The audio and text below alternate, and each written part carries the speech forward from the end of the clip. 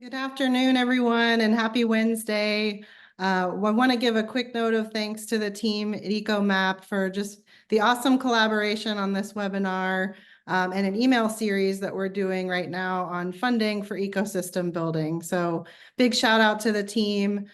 Today's really going to be an interactive and big picture overview of many different ways that you can strategically fund ecosystem building projects in your community. We're going to leave some time at the end for Q&A, and there's a few opportunities to collaborate, participate. So stay engaged, eat your lunch, grab some coffee, and just let's make it an hour of learning and sharing, and looking forward to kicking it off with everyone. So just a quick agenda for today. I'll share a little introduction about myself. We'll talk about ecosystems and some of the key stakeholders within an ecosystem. I'll give a broad overview of a bunch of different funding sources, and then we'll do a deeper dive with some specific examples and different resources you can access for funding opportunities. I'll share some practical tips to help you be more successful. And then really, we're going to try with this hour to equip you to really identify and explore some new funding sources that match your goals and help you get started on your path to getting more funding. A little bit about me. I'm a chemical engineer turned into an ecosystem builder kind of by accident. In my most recent role, I was a C-suite executive at a large regional ecosystem building organization in my home state. I developed multiple strategic initiatives in that role. I've got over 20 years of experience really in the high-tech research, startups, and regional innovation space. And I've now supported hundreds of millions of dollars in grant applications to a whole wide range of funders and different organizations. I also have about 11 years doing different consulting projects with ecosystem builders and innovative companies going after funding and setting up their strategy. So happy to share some of that experience with you all here today. So what is an innovation ecosystem? And the definition from the International Development Alliance is that an innovation ecosystem is made up of various actors, relationships, and resources who all play different roles in taking a great idea from, early to all the way to a transformative impact at scale. And if you think about sort of a typical supply chain, there's different ideas. There's lots of sometimes widgets, components, materials. They get assembled into a product or a service. They get packaged, sent through various distributors or sales channels, and eventually they actually end up in the hands of the customer who needs them. And there's not always a lot of feedback or insight or opportunity to adjust in this process. It's kind of a direct, linear sort of process. But in an innovation ecosystem, these different actors are really more densely interconnected, and there's constant brainstorming, there's feedback, knowledge sharing, and more incorporation of good ideas. And so you can see them shown graphically here, where an innovation ecosystem is really more like a dense interconnected network. And this allows us to think more in a systems approach as opposed to the linear approach of a typical supply chain. And it can help really accelerate and enhance innovation. Who are the stakeholders in an innovation ecosystem? Who are these important actors and resources that we talked about? MIT has a model that they've developed through their Regional Entrepreneurship Acceleration Program, and they defined 5 stakeholders in their model. And it's entrepreneurs, universities, risk capital, government, and corporate. And in my own ecosystem building journey, through working with committees and other organizations to identify stakeholders, we actually identified 4 additional beyond MIT's model to include entrepreneur support organizations, tech industry associations, service providers like law firms and accountants and marketing firms, as well as media being really critical to sharing the stories of an innovation ecosystem. So if you all wouldn't mind, I'm going to just pause here for a minute. I would love if you would share in the chat which one of these stakeholder groups your organization most resonates with. And it's highly possible that you might not feel like you fit in any of these groups, and that's okay. If you have something else in mind, put that in the chat as well. But just let me know, and that'll help me tailor the presentation as we go today. Who's in the audience and who I can help support. All right, I see lots of friends typing names in the chat. Thank you all for being here. We've got universities, we've got entrepreneur support organizations, corporate, entrepreneurial ecosystem builder, economic development partnership, entrepreneur. So you see, we're hitting almost all of these already. No tech associations, no service providers yet. All right. Well, thanks everyone for being here again. Really great to have you all here. Now we're going to talk a little bit about how to frame your ecosystem and understand your ecosystem. And this is really important when you're looking at funding opportunities because you want to align these things. So one of the core behaviors of ecosystem building is we're complementary, not competitive. So it's really critical before you start pursuing funding resources to ask some questions that will really help guide you. First question, who currently funds the innovation ecosystem programs in your region? So who's engaged right now? Some communities don't have corporate engagement at all. Some communities don't have banks or service providers or foundations involved at all. So who's currently participating? And that'll help you identify who's not participating as well. What programs already exist out there? So a lot of times, groups like EcoMap will do ecosystem mapping to really understand what are the resources and the opportunities that are out there in the community already. And then another key element is when do funding cycles begin, or when do these opportunities come out? So if you're working, for example, with a government partner, they're going to have a different fiscal year a lot of times than a university. So understanding what those cycles are on an annual basis is really important so you can time and make sure you're resourced to apply for these different programs. And then identifying what are the gaps and what's missing. So we'll talk a little bit more about that in a minute, but you want to design and develop programs that are really meeting needs in your community and that are filling gaps. And that way you're complementing the other resources and assets that are existing. And then finally, how is your organization or you specifically positioned within the ecosystem to capitalize on opportunities? And you may need to do some collaboration and education with the other stakeholders in your ecosystem about how you fit. And that's going to help you be more successful when you pursue funding. So another key thing when you're getting started on applying for funding opportunities, and you'll see this in any response you make to any RFP or any open funding, it's grant eligibility and a match of that with your organizational structure. So we talked earlier, we've got universities on here, there's nonprofit entrepreneurial support organizations, entrepreneurs are here in the audience. So there's a variety of different organizational structures, and you want to make sure that your structure is really designed to support and enable your mission. So there may be things that a university can do that a nonprofit can't do, or there may be things that a for-profit can do that a nonprofit can't do. So make sure that your organizational structure is aligned with your objectives.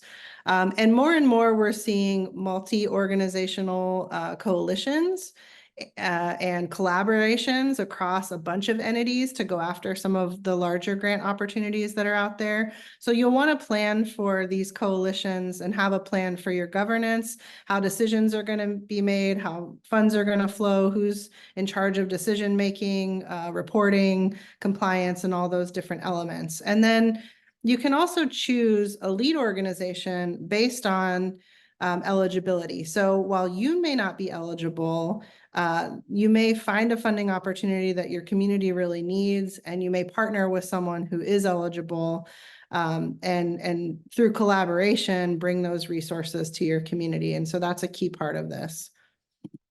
I'm going to give you just a couple of examples of eligibility, what you might see in some of the funding documents, and this is what you're looking for before you consider anything else. Sometimes these documents are, 40, 50, 100 pages, and you want to find this paragraph before you do any work.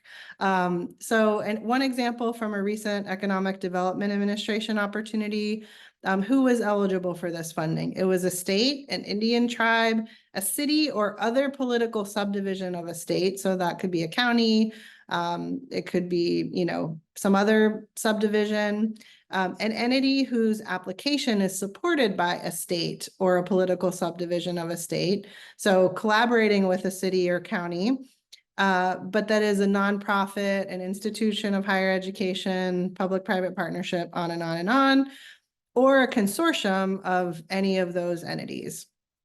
So you want to really look at this, and that is going to determine who applies, how it's structured. Another example from an SBA opportunity, and you can see these are quite different. SBA, the Small Business Administration. So this funding opportunity was for citizens or permanent residents of the United States who were 18 years old and, or teams of individuals. So this was actually funding to people, not organizations. Or it could go to private entities like a corporation or an organization, for-profit, nonprofit, that reside in the US and are not owned or controlled by a foreign entity, or individuals that were submitting on behalf of corporations, nonprofits. So a very different model here, and different people, different organizations would apply for this award. So that's just two examples. And I promise we're going to dive into funding here soon, but I'm framing this up for you so that as you're thinking about funding, you're asking the right questions. You really want to consider the needs that are in your community. So this is another point where I want to pause just for a second. And I see we have a question in the chat about, will the slides be available? Yes, the recording and the slides will be sent out after. So stay tuned for that. So I want everybody on the call to just take a minute and really think about this question. And I'm going to give you a little time. It's going to take a little bravery, and I want you to put it in the chat if you have some courage. How do you know what the innovators and entrepreneurs in your community need this year? In the next 12 months, how do you figure out, how do you know, what's your method for understanding what the community needs from you and from your organization this year? So take a minute. I'm going to give some uncomfortable silence here and share one or two sentences about how you're learning about what the innovators and entrepreneurs in your community need.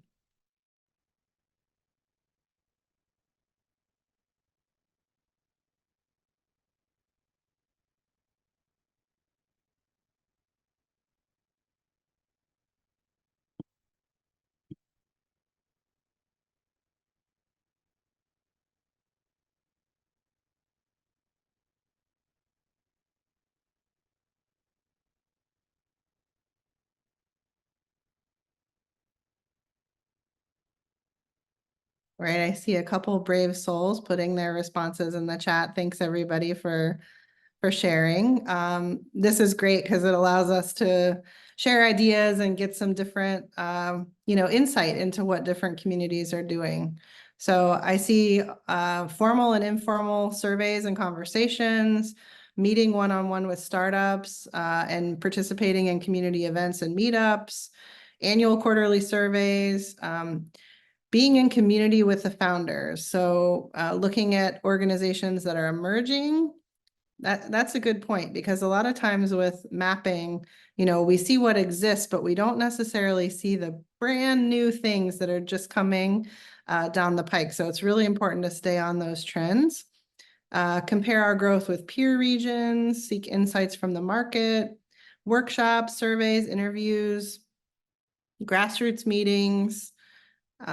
Excellent. All right. Some really good ideas there. So continue to add ideas if you like. And this step, if you're not already doing it, is really important. So you want to base any programs or services that you develop on the needs of the founder, the innovator, that person in your community that's really trying to build a business, and not on the needs of the funder. And this is a little bit one of maybe the trickiest aspects of ecosystem building. It's really taking a multi-stakeholder perspective, but keeping the founders and the innovators at the center of everything you do. And then, supporting and aligning with funders that want to do the same.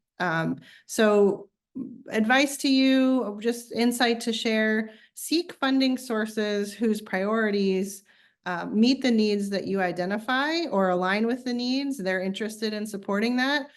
Don't develop your programs that fit the funding that's available. That's a recipe for, not long-term sustainability. And you really want to make sure you're meeting the needs in your community. All right. I promised you we were going to get to funding, and you all have been really patient and participating. So thank you for that. Now we're going to get to that funding piece. And I'm going to look at through a few different lenses here, but really looking at this graphic, what you want to see in your community and with your organization is multiple sources of funding. It could be from federal, state, local, corporate, and foundation funding, revenue, or even in-kind funding. And we're going to talk about what these are and what they mean. There's no, magic percentages. There's no best practice for how much of your funding should come from each of these sources. What you don't want to do, especially a few years into your programming, is have all your funding coming from a single source.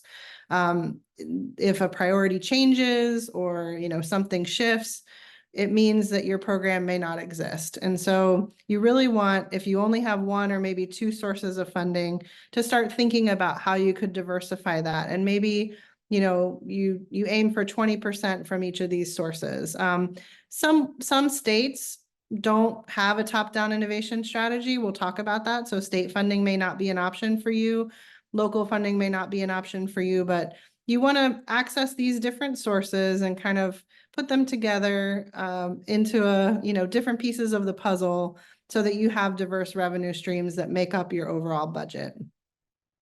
And increasingly, we're seeing that grants require strong partnerships and strategic alliances. So leveraging multiple organizations to apply for funding together is a trend that's increasing.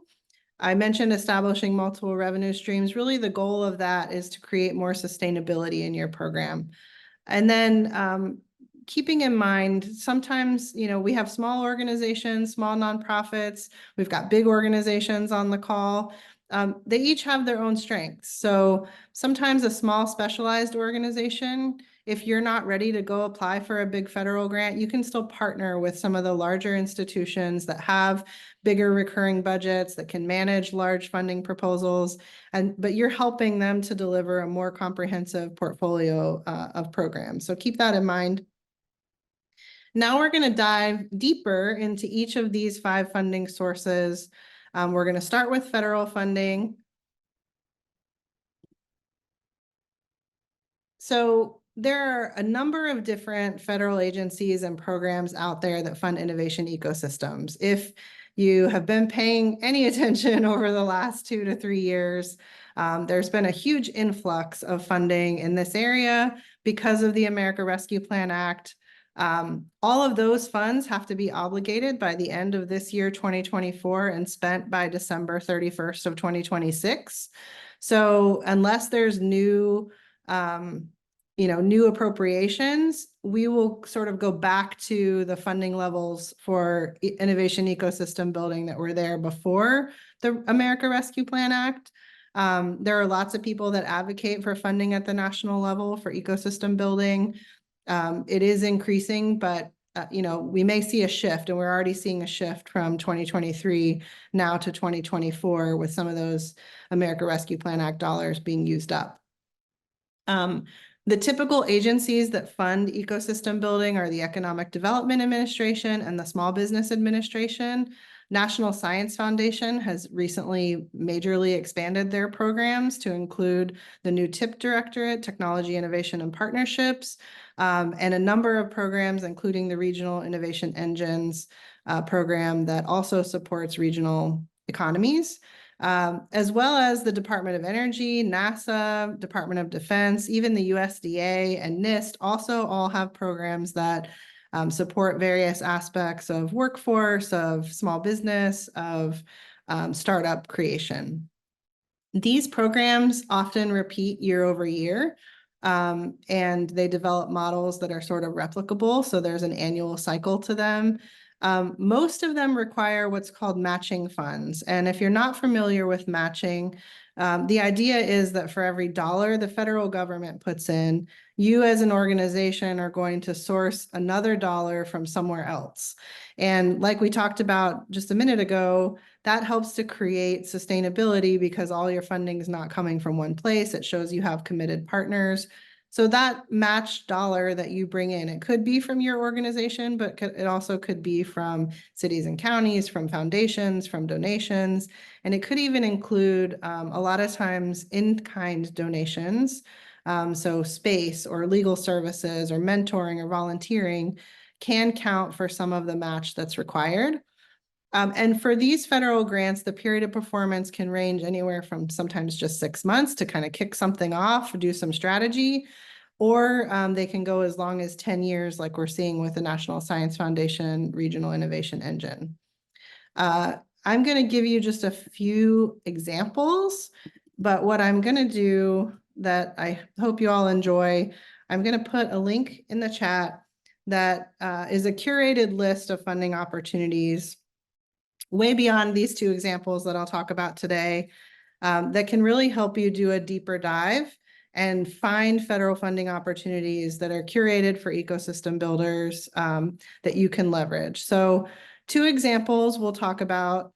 The Economic Development Administration's Build to Scale program. This has been around for a while. It had $50 million of funding last year. I think the appropriation's about the same this year. They have 2 parts to it, the Venture Challenge and the Capital Challenge. Venture Challenge is really to stimulate the growth of startups and small business. They've broken it down into these different categories. So there's Ignite, Build, and Scale, depending on what your ecosystem needs or how much match you're able to gather. And then the Capital Challenge is really more focused on seed funding. And both of the programs fund not investment in startups, but the actual programmatic aspects that are often really hard to get funding for. So I've heard it said a few times now, nobody wants to fund the glue. And this is funding to fund the glue, to fund the ecosystem builders that are serving companies and helping them grow in their region.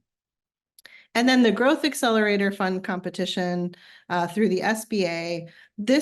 This program is really more designed to recruit new partners and strengthen existing alliances across stakeholders in a region. And they needed to align with 3 theme areas or national priority areas. So national and economic security, domestic manufacturing and production, or sustainability and biotechnology. And the winners were just announced for the 2024 cycle. So if you're not in that or you didn't apply, you might consider how you would get involved for next year. You've got a whole year to plan for it. So, those are 2 examples, but then I shared the list of funding resources. Oh, actually, it looks like I'm not sharing to everybody. I'm just sharing to hosts and panelists. So let me fix that. Thank you, Jasmine, for putting it in the chat. Really appreciate it. So now my links will work again. Dive deeper after this webinar into that list of resources and look for things that appeal to you and that meet the needs in your community. So now I'm going to move on to state funding and resources. Keep in mind that unlike federal opportunities that are available kind of universally, state resources can be very different from state to state. And state funding in particular, it inherently requires kind of a different level of relationship building and research and understanding what's there. Some of the state resources that you see actually flow from the federal government into each state. So there is some consistency with some programs and some opportunities. But some states don't really have a top-down strategy for innovation. Some do, and it really just depends on your state. So what I've done here, rather than try to tell you every state opportunity that's available, we've curated a list of departments of commerce for each state. So you can start to research what's available in your community. And you can access that in the link I just put in the chat. Should work this time, hopefully. And you know, it's interesting because it's not only funding that's available at the state level. Sometimes it's just resources. And it's not that they're going to directly fund you, but your program can align with the resources that are available. So typically you're going to find this funding in your state Department of Commerce or a similar entity that's responsible for economic development. But then you'll also find, as I said, these other resources that if you're not aligned with or you're not leveraging or using, you may want to start to build relationships with. So your small business development centers, your SCORE offices, women's business centers that are funded by the SBA in different states, veterans business outreach centers, minority business development centers, which are funded through the US Department of Commerce and the EDA. Your state small business capital initiatives, those are funds available to small businesses through banks in your state. Those just got recapitalized recently. State venture programs, every state's different. Some have had wild success investing in ventures and have big venture funds available. Others haven't really, had much success or tried this much. Community development financial institutions, and I always get this acronym wrong. I know Annika's on the call, she can help me, but it's CDFI funds that are available to support entrepreneurs and communities. You may want to look at your manufacturing extension partnership, especially if you work with companies that are doing any type of manufacturing. Your state workforce development boards, they have tons of workforce programs that can be aligned to the needs that you're seeing in your community, as well as SBIR and STTR state matching funds. Not every state has this, but many do. And then the SBA also funds, I think, 44 different states right now through their federal and state technology partnership program, where companies can get access to resources to help them apply for SBIR and STTR grants. So if you're not using those, definitely look for that in your community, as well as your state universities. So those are great areas and resources that are, a little bit less governmental entities that you can leverage some of the research and some of the resources that are there. I'm gonna move on to local funding, and I hope that you all are writing down questions and have a ton for me at the end of this. So what do I mean by local funding? A lot of people think cities and counties when we say this, local governments, which is part of it. There are also economic development organizations or EDCs, EDOs in different communities. Sometimes these are nonprofits that are associated with the city or county. And then there are also development boards that get Community Reinvestment Act funding to invest in a certain community. You may even consider your local utilities that often have resources for economic development.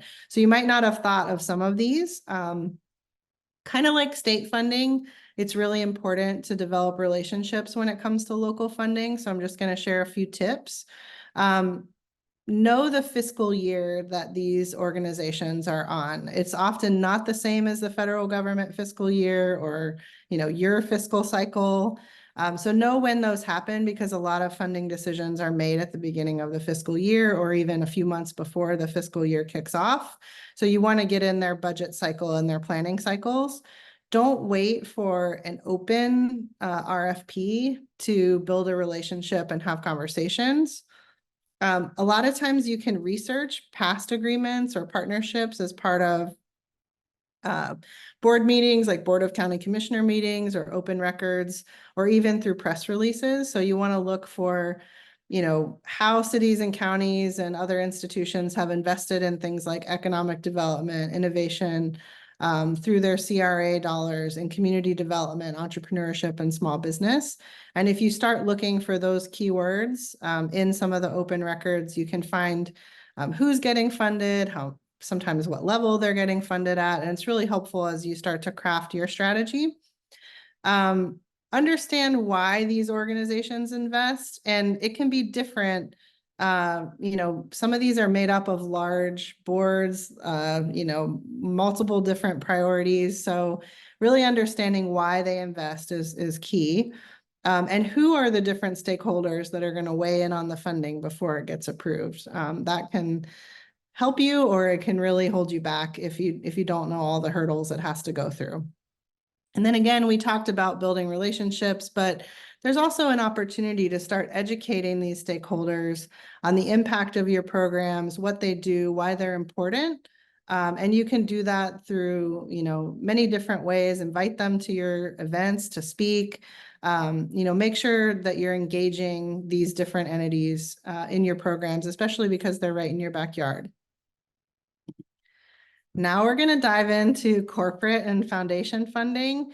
And this one is really fun, and it can take on many different forms. So did you all know that all the banks in your community are required through the Community Reinvestment Act to deploy dollars back into your community that fuel things like economic development, economic mobility, financial literacy? Sometimes they go to things like affordable housing, different priorities like that. But banks in your community right now that you may not even be working with have dollars that they need to invest this year in some of these activities. And if you're not taking advantage of that, you absolutely should be. So I'm going to paste a link in the chat where you can do a little bit of homework through the FDIC on they go and they do inspections of banks to make sure that they're spending this funding the way they're supposed to. And they report back on what are the priorities, how is the money being invested. So you can do a little bit of research about banks that are in your community and start to align with their priorities there. When it comes to Fortune 1000 companies, if you have corporates in your region, they need to be engaged in your innovation ecosystem. And there's different reasons why they participate and different programs that you can access. So a lot of them want to show that they're innovative and that they're reinvesting back in the community. Many of them have supplier diversity programs. So we talked about those supply chains earlier. They want to find small businesses that help meet their supplier diversity goals. And that's a reason for them to work with the startup or small business community. And they also often have foundations or corporate social responsibility goals. And if you find ones that are aligned with things like economic development, small business, innovation, financial literacy, oftentimes you can align their priorities with the activities that you're doing. And then you can also look at recent unicorns or even companies that have just secured large venture deals that have some marketing dollars to show that they're innovative, they're involved in the community, and really get them engaged in your ecosystem. And then the last one I'm going to talk about is foundations. And these can be public or private. Sometimes it's a family that has, a family foundation, and maybe they're interested in entrepreneurship, but it's also, large corporations, large entities that develop foundations and have different reasons for investing. I haven't curated a list of foundations yet. But Inside Philanthropy has a nice list of ones that focus on work and economic development. I'm going to paste that in the chat. So a lot of times these are regional and they invest in certain locations. And you'll want to research who are those foundations in your region that can help support your innovation ecosystem and start to align with them. All right, we've got just a few slides left here, and I'm going to save plenty of time for questions. And this is an area that often gets overlooked, and it's in-kind support. So don't underestimate the impact of this. It can be a big deal because it can drastically offset your budget. And it can also be counted as match on many of the federal funding programs. At least half of your match can come from in-kind support. So if you can solidify this and document it, it's a great way to leverage existing resources in your community to go after federal funding. Some examples of in-kind support, it can be a legal firm or an accounting firm providing free services to your organization or to your startups. It can be office or meeting space. A lot of times cities and counties have buildings that are sitting empty and they offer them up to entrepreneurial support organizations, or even universities have, some empty classrooms or labs or things like that they can offer up to these innovation programs. All of that counts as in-kind support. And then it's funding that you don't need to pay for facilities. Sometimes you can work with marketing and PR firms to get free support or in-kind support. If you're running an incubator or a co-working space or a prototyping lab of some sort, you may need equipment. A lot of times vendors, especially large corporations, will donate that equipment, 3D printers or other things that you may be interested in. You can also tap into mentors and subject matter experts. Sometimes they're offering their time for free. You can count all of that as in-kind support, and it can help you deliver your program more effectively and get, a little variety. And then also leverage volunteers. If you have a big event or you have some big objective that your community is trying to achieve, definitely capture any of this in-kind support as part of your metrics and consider it part of your funding portfolio, because you can leverage it to go after other dollars. And it's a great way to keep your community involved and engaged. Now I'm going to talk as well, and this is kind of the last funding slide here before we get into more tips and tricks, about sources of revenue. And sometimes as ecosystem builders, we think about this last, and I put it in my slides last, but I would encourage you to actually think about this first. Long term, what can you build? What can you deliver that helps you develop sources of revenue? So you may not have it on day one, just like entrepreneurs aren't making revenue on their very first day. It may take you 2 or 3 or 5 years to develop sources of revenue, but have that as part of your strategy and your plan. And really do your own customer discovery with your key stakeholders, just like you're teaching entrepreneurs and companies that you serve to do. Do that for your own organization. Make sure you're creating so much value for your community that everybody is attracted to it and wants to be a part of what you have to offer. And, another piece here, if you can help it, don't charge the entrepreneurs unless you absolutely have to. And if you do charge them, make sure you're delivering 10 times the value of what anybody's paying. But try to subsidize it with city, county, foundation, these other sources of revenue, and really focus on supporting the entrepreneur as opposed to them being the source of revenue. And get creative and innovate. So I'm going to talk about 6 ideas and ways to gain revenue. There's probably a million more. So if you have a way that you're creating revenue in your community and you're willing to share that on the chat, I'd love to see that. Membership and service fees are one way. So you may collect membership dues depending on the type of organization you are. Or if you're providing specialized services like for commercialization or market research, you may charge for those services. You can get donations and sponsorships. So those legal firms, different consultants, they may want to donate or sponsor. You can, set up a Patreon or crowdfunding campaign, have a tip jar. Make sure that no matter what you're doing, you're collecting donations that go back to support innovators and entrepreneurs. A couple more: technology licensing or intellectual property. You may be developing frameworks or systems or things that could be turned into a licensable technology. You may host events or large conferences where you're collecting fees and sponsorships and donations, and that can be a source of revenue. This one's kind of fun, selling products. I don't know how many of you have thought of this, but I learned this word recently at a conference, topophilia, and it's love of place. And all of us are doing sort of, trying to impact our regional economies and our regional communities. And people love where they live.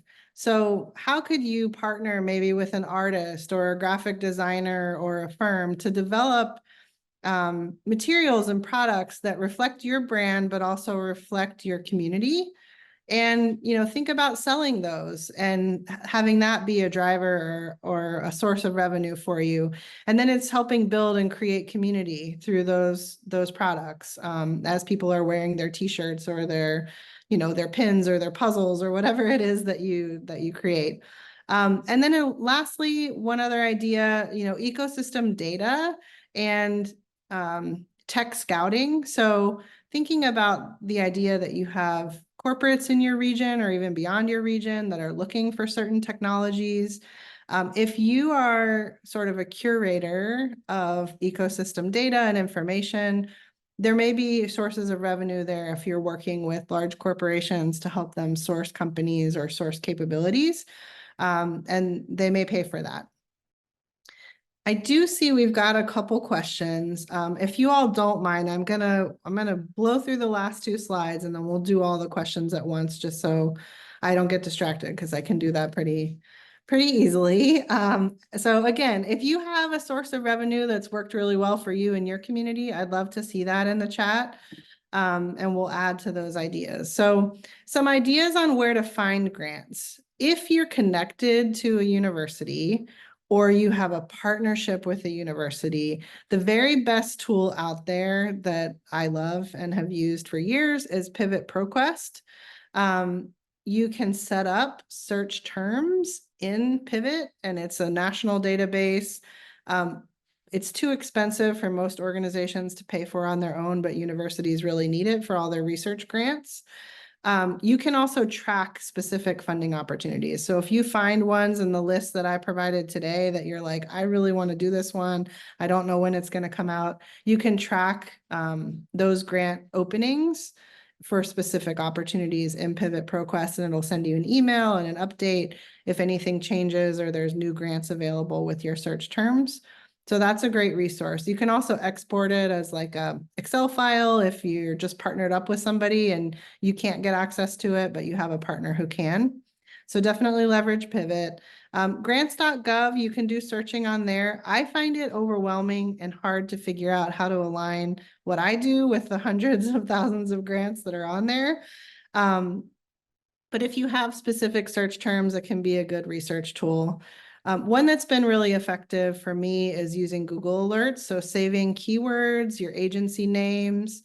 If you really want to get real-time updates, a lot of times you'll hear about appropriations or notices of intent or opportunities to just submit preliminary information by using Google Alerts that you wouldn't get through Pivot, because that's only for formal grant openings. So you get a little bit of an earlier jump if you're using Google Alerts. And you can do that either through email, or if you use like a feed reader, you can create RSS feeds for those search terms and keep it out of your inbox so it doesn't clog it up. Two other sources that are curated that I love and enjoy. SSTI puts out their funding supplement, and that's especially for technology-based economic development. But they do a great job looking at the national appropriations and, flagging opportunities that are out there. And then the Small Business Administration hosts a monthly ecosystem call, and they always send out an email recap. And a lot of times they'll have program managers from the different federal funding programs come on, talk about their programs, ask, answer questions. So that's another great way to keep up to speed. And then for some tips and tricks, and really this is what I'm going to leave you with, and then we'll dive into questions.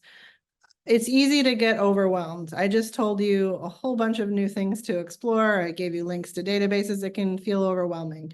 You really want to prioritize, and you want to start small with one opportunity that fits you really well, that you're excited about doing. Start there. And then as you start to look at these opportunities, it can be really helpful to develop a multi-year strategy for which opportunities are uniquely suited for you and your region and the programs that you're trying to develop or fund. if you have a multi-year strategy, you can start to develop the partnerships you need over time, and it makes it less reactive. So you have a plan for capturing some of these opportunities as a community.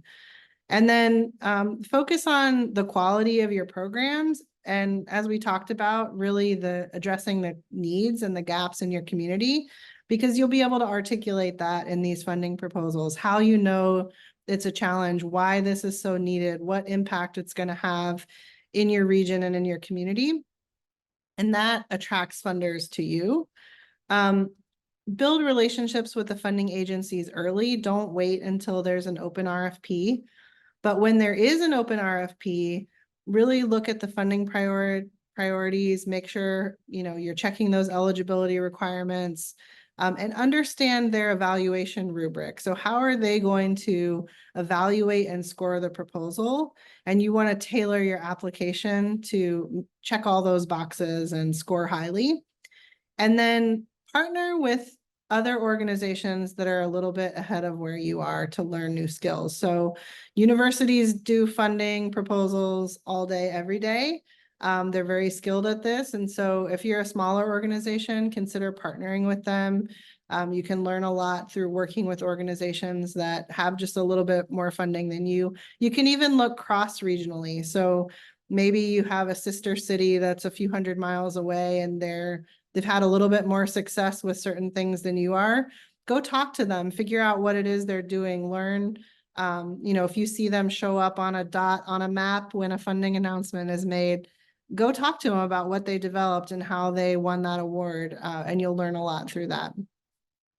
So I'm going to stop there and say thank you. I do want you all, get in touch with me after this, connect with me on LinkedIn. I do have a newsletter where if you want more tips like this on a weekly basis, you can get those by subscribing. And I will be quiet now, 46 minutes in, and open it up for questions. I think there's already a few to get started with, so I'll start there. And then as we go, just if you have more questions, please populate them in the chat, and I will ask. So let's see, we've got from Ben, local funding. I work for the Economic Development Organization, and we're still seeking funding to support our region's ecosystem.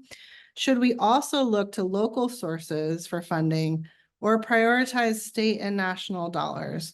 Likely a mix of both. Just curious what's worked for other regions. So Ben, I think one clarifying thing, are you a state economic development organization or are you a local economic development organization? Because that may make a difference. So while you're doing that, let's see, local. Okay. So my answer to funding is always yes. Yes, and but it can help to really start with one. So a lot of times what you'll see is a single entity will kind of catalyze or kick off funding for something, and they'll make a contribution for 1 year or 3 years to really kickstart something new. And then with that 1 to 3 year funding, you can start to put a strategy in place. What are some additional sources of revenue, and use that catalytic funding to make sure you're pursuing other funding opportunities during that period. So it really could start either way. But a lot of times, especially for EDOs, they are associated with their local cities and counties, government funding. And then that over time becomes a smaller and smaller percentage of their overall revenue mix as they bring in corporate funding or other elements. Hopefully that answers your question. Bob says, how do you value in-kind support? Are there standards set up by funders? So it's a really good question. If we think about federal funding, there are standards. It's typically cataloged in a letter. I'm so-and-so law firm, and I plan to provide, X number of hours of free services at X rate for a total value of X dollars over the course of the 3-year grant period. And then it's sort of your responsibility as the person receiving the funding and receiving those services to document that and say, yes, we did in fact receive free legal services. It looks like that. And so if you have, volunteer hours, if you're formally putting those in your proposal that they're going to serve as match, whatever they are, then you need to be capturing them as part of your KPIs and metrics. And that way you can report back to the funding agencies that you did in fact receive those services. And every agency is a little bit different on the methods and the ways that they do it. But typically it's done by documenting it in a letter format with your proposal, what you expect to get. And then, during the actual period during the grant, you would submit a letter verifying that, yes, you did receive those services. So Raphael asks, what processes and best practices do you follow to ensure that your financial documentation meets the audit criteria set by organizations? And how do you manage any challenges that arise during this process? So really great question, Raphael. And it's interesting because I think what we're talking about here today a lot is more the pre-award side of how do you pursue funding opportunities, but then there's always the post-award side of, okay, now I got this money, now what? And how do I manage that? And it really depends. So, we talked about universities, they have huge grant programs. Some nonprofits have a lot of experience managing federal grants and other types of awards, and some don't. It's really important to understand what your capabilities are when you assess funding opportunities. So I'll give an example. The SBA, some of the competitions they run or some of the programs they run are set up as prizes instead of grants. And it means that you're not as subject to many of the federal regulations for federal funds because of the way it's structured. So those kinds of opportunities can be really great for nonprofits that don't have a lot of grant experience because they don't necessarily have to have, major compliance systems in place to leverage that funding. And it's a good sort of first step, dip your toe in the water, get used to receiving funding. And I think, if you're an organization that doesn't currently have grant management as part of your capabilities, working with consultants, outsourcing some of that to start with can be a great way to learn from experts. You can bring them on fractionally. You don't have to have it in-house. Or this is where partnering with a research institution can be really helpful because you can leverage some of what they have, keeping in mind that there's also really high overhead rates that come with that. So, it really depends on the organization. I'm not giving, I guess, a direct answer to this question, but, match the funding opportunities that you're going after with the compliance capabilities you have. And if you have gaps, bring in consultants and expert support that can help you stand that up so that you don't, end up taking money that then you can't comply with. Let's see. Another question from Ben. Are there examples of regions that have generated revenue from ecosystem data and tech scouting? So it's interesting. There are a number of organizations that are doing this, even for-profit organizations, where they're matching, accelerator programs and startup community programs, but then the corporate foundations and corporate funders are the ones actually supporting and paying for it because they're matching the startups that come out with corporate needs. And so, yes, this is happening. It's some of how Techstars model work. There's some other organizations that do it. I don't know that regions are necessarily doing it. It's usually specific entities. And it's certainly something that they're capitalizing on, a lot of these for-profit entities. So there's no reason why a region couldn't also capitalize on it. And I think it's a unique opportunity, and maybe something that we haven't done as much of as we could. Certainly the for-profit sector is taking advantage of it. So Next question, what thoughts do you have for creating an entrepreneurial ecosystem in an area where heavy manufacturing is still a dominant force in the area? Really good question. And there's a lot to unpack there, probably a lot of different things you can do. One trend we're seeing is that legacy manufacturing, a lot of these companies are privately owned. They're getting transitioned from one generation to the next, and the next generation has much more of an appetite for bringing technology and innovation to these legacy businesses. So that's one area, supporting some of the legacy businesses with new tech adoption as they change ownership to the next generation, and those investments that are being made by the younger generation look quite different than the legacy leaders of those companies. You also, the supply chain in manufacturing is really important. So we talked about ecosystems, supply chain and value chain, really. All big companies that manufacture things need suppliers to help them achieve their goals. And so you can focus on, building out the supply chain, making sure there's resources locally so that they're not importing goods from far away. And you can focus on building out the supply chain and partnerships. That's one place where industry clustering can really help and support if you're focused on a particular manufacturing sector.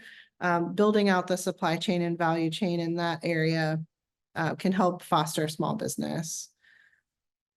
I think I made it through the initial round of questions. Hopefully that's helpful. We've got about 4 minutes left. And if you have more questions, again, feel free to reach out to me. I'll give it a few minutes here and see if we get more input, more thoughts.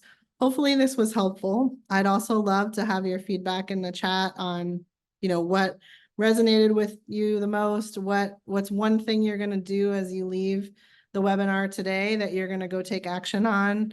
I would love to hear what that one thing is.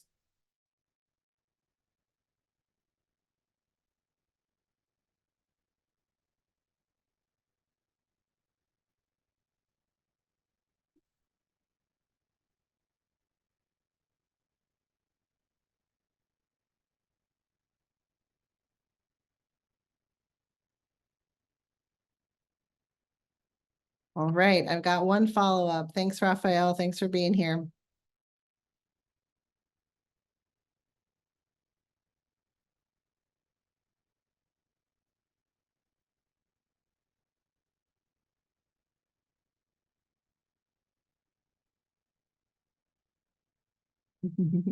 I like Paige's comment. Go get some funding.